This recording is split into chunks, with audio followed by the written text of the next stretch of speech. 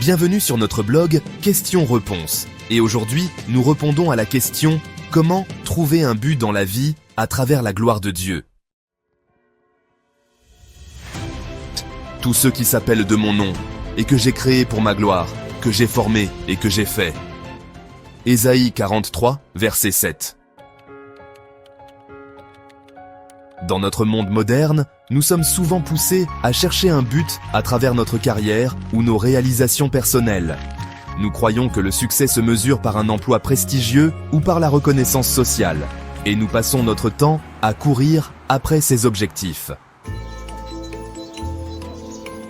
Cependant, Dieu nous offre une perspective bien différente. Le véritable but de la vie ne se limite pas à une profession ou à un projet spécifique.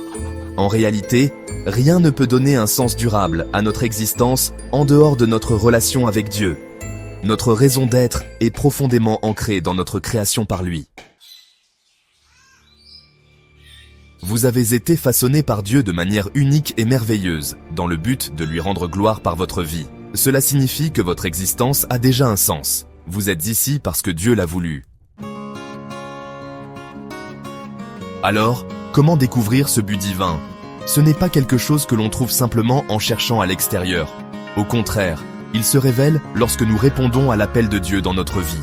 Dieu vous a appelé, sauvé et racheté. Ce but est déjà en vous. Il vous a doté de talents, de force, d'intérêt, de désirs, mais aussi de faiblesses et d'aversions. Tous ces éléments contribuent à la diversité des missions que Dieu a prévues pour vous. Le don de Dieu ne se limite pas à votre emploi ou votre statut social. Il est présent en vous et vous accompagne partout où vous allez. Votre véritable but se manifeste lorsque vous reconnaissez et célébrez les dons que Dieu vous a offerts et que vous les mettez au service des autres.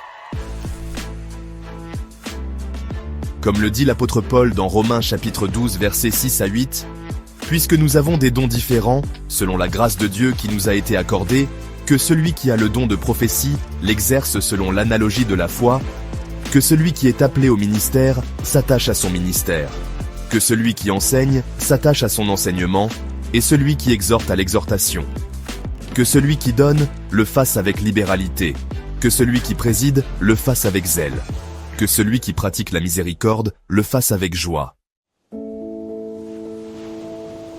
Il est important de se rappeler que nous n'avons pas besoin de rechercher la gloire qui accompagne un but, car celle-ci appartient à Dieu. La gloire, l'honneur et la puissance lui reviennent, car c'est lui qui a créé toutes choses. Apocalypse 4, 11. Ainsi, engagez-vous à utiliser vos dons pour sa gloire et adoptez cet état d'esprit dans tout ce que vous faites. Rappelez-vous que votre vie a un sens profond et précieux. En mettant vos dons au service des autres, et en cherchant à honorer Dieu dans tout ce que vous faites, vous découvrirez le véritable but qui vous a été donné. Réflexion. Comment pourriez-vous intégrer cet état d'esprit de rendre gloire à Dieu dans vos activités quotidiennes ? Que signifierait pour vous renouveler votre esprit afin de mieux comprendre le but que Dieu a pour votre vie ? Pensez à utiliser certains de vos talents pour encourager un collègue ou un ami et partager ainsi l'amour de Dieu avec eux. Que tout ce que vous faites soit fait pour la gloire de Dieu. 1 Corinthiens 10, 31. Car nous sommes son ouvrage, ayant été créés en Jésus-Christ pour de bonnes œuvres. Éphésiens 2, 10. En ceci s'est manifesté l'amour de Dieu envers nous. Dieu a envoyé son Fils unique dans le monde, afin que nous vivions par lui. 1 Jean 4, 9. Prière. Père, merci de m'avoir créé avec des talents uniques. Merci de m'aimer et de m'avoir façonné à ton image. Aide-moi à renouveler mon esprit afin d'apprendre ce qui te plaît et à vivre ma vie en cherchant à te rendre gloire dans tout ce que je fais. Au nom de Jésus, Amen.